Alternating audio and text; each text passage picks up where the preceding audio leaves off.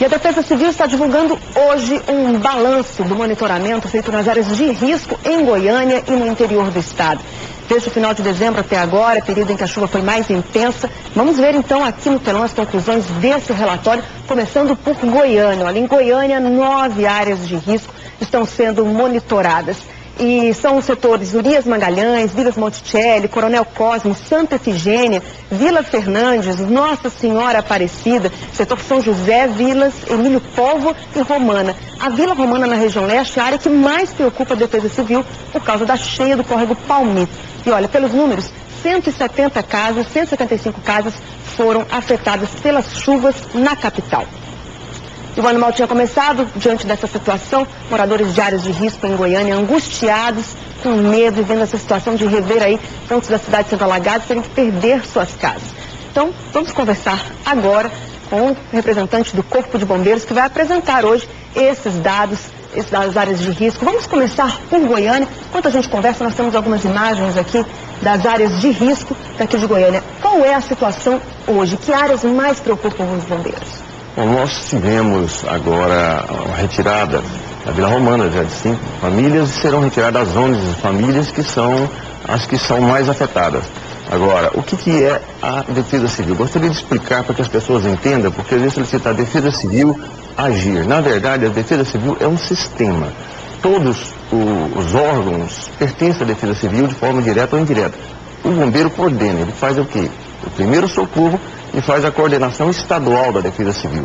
Então, quando nós chegamos a falar precisa-se fazer uma situação de emergência ou não, é porque a situação supera a capacidade do município de agir naquela situação, o que não é o caso, né, em caso de Goiânia. Agora, o senhor falou da retirada dessas famílias que já está acontecendo. Hoje, se fosse uma situação ideal, por exemplo, quantas pessoas teriam que deixar a área de risco onde estão morando para que possam viver de forma segura? Olha bem, isso varia de município para município.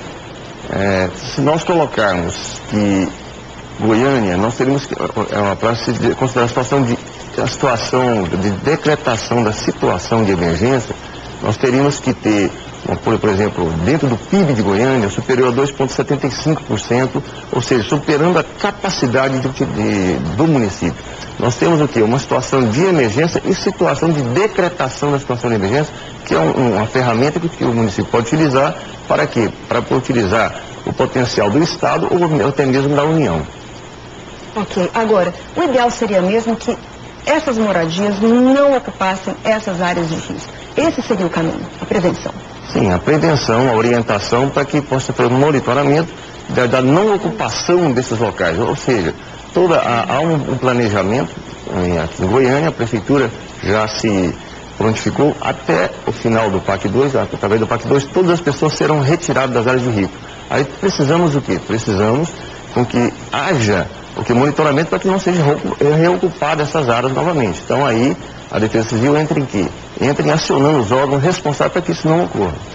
Ok, então, Rinaldo, vamos dar um tempo então na questão da capital, vamos conferir a situação do interior, porque nós temos números aqui, olha, que 6 municípios decretaram situação de emergência: Tumbiara, Porangatu, Lusiânia, Palmeiras de Goiás, Cidade de Goiás e Santa Rita do Araguaia. Todos eles decretaram situação de emergência por causa dos estragos provocados por enchentes e alagamentos. Ao todo, 83.750 pessoas foram afetadas e o prejuízo estimado é de R$26.052.147.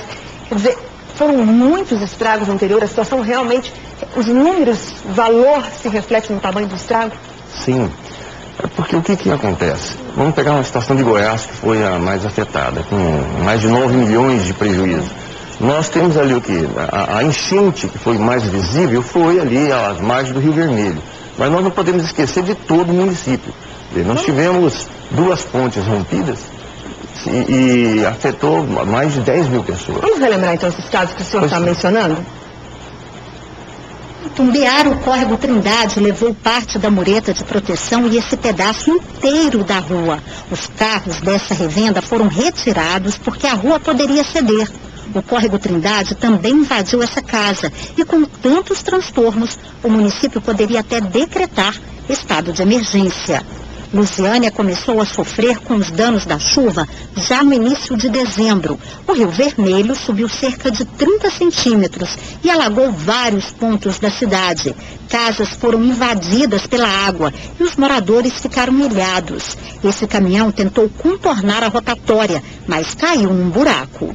Em Anápolis, 514 famílias que vivem em áreas de risco estiveram sob a observação da Defesa Civil. No setor Santa Maria de Nazaré, o barranco ameaçava desmoronar. Esta casa foi parcialmente destruída por causa da chuva e do vento. Alguns moradores abandonaram o lugar. Já outros ainda insistiam em continuar por lá. Bem, são esses municípios que pediram aí decretar a situação de emergência e estão aguardando uma posição do governo federal. Existe uma perspectiva para isso?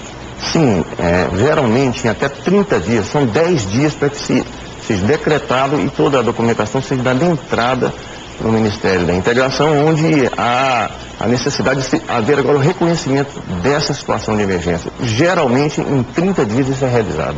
Bem, os municípios que fizeram isso, que decretaram essa situação de emergência, fizeram isso na perspectiva também de conseguir recursos, apoio do governo federal, porque todos eles já declararam que não têm condições financeiras de fazer todos esses reparos, essas intervenções que são necessárias.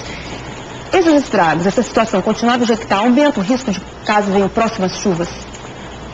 Essa é a própria visão, ou seja, dentro daquela situação e da emergência, eles não têm condições de dar aquela pronta resposta. Por isso entra a necessidade do governo estadual, do governo federal de dar essa resposta. E o que eles buscam dar a solução no tempo necessário. Para isso serve a decretação da situação de emergência. Então, Coronel Bins, comandante do Corpo de Bombeiros, representando aqui também a Defesa Civil, muito obrigada pelas suas informações. Um bom dia ao senhor. Eu que agradeço e lhe relembrando, precisando do Corpo de Bombeiros, através do número 193, estamos à disposição de todo o Estado. Bom dia.